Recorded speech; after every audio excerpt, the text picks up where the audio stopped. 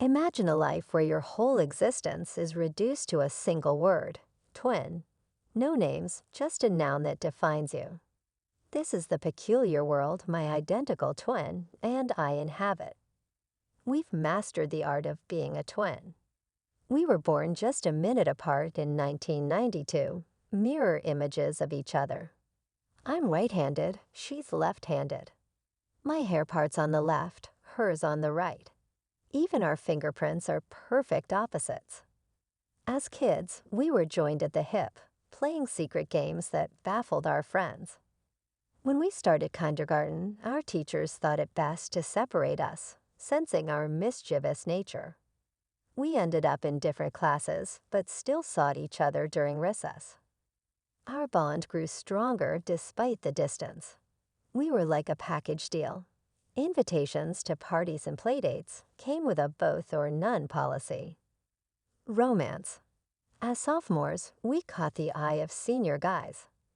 Eavesdropping in the stairwell at school, I discovered they harbored some wild twin fantasy straight out of American Pie. I broke up with my boyfriend after the final homecoming dance, while my sister clung to her relationship a bit longer. She'd ended up making a real connection, and while he'd initially dated her only because she was a twin, it seemed he'd caught genuine feelings too. I, on the other hand, had felt only enough of a spark for a fling. I always felt as though college was supposed to be our time to shine as individuals. We each applied to the College of William and Mary early decision, and never thought we'd both be accepted. But we were, and we both ended up at the school. It didn't end there. We continued spending time together and even dated within the same fraternities. People often mistook one of us for the other, leading to some awkward encounters. After college, my sister jetted off to England for an exchange program for 5 months, leaving me to navigate life alone for the first time. It was my first taste of true solitude, and it was a tough transition. Neither friends nor boyfriends could fill the twin-shaped void. Communication with my sister became a challenge. I pined while she was gallivanting in a foreign country. We may have both needed some personal space, but it turned out I didn't actually want it. 3 years later, we ended up together again, living in a house near Washington, D.C.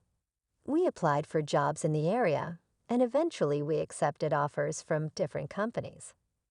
We had a blast attending concerts and indulging in fancy cuisine.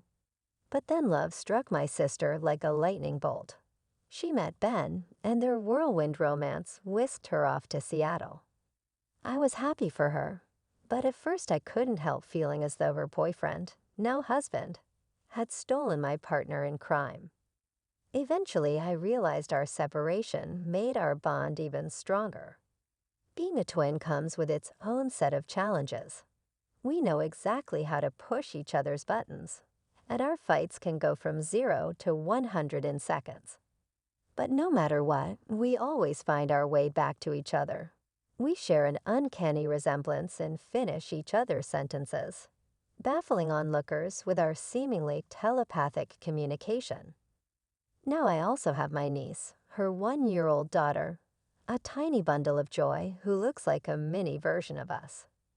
As her aunt, I can pretend to be her mom for a moment, but she has an innate ability to sniff out the truth.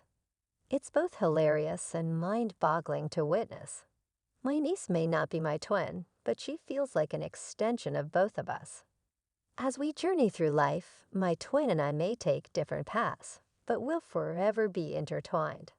When I'm feeling down or bursting with excitement, my first instinct is to dial her number. I know her better than anyone else. When we reunite, it's the ultimate twin fashion show. Matching leggings, identical sweatshirts, and more.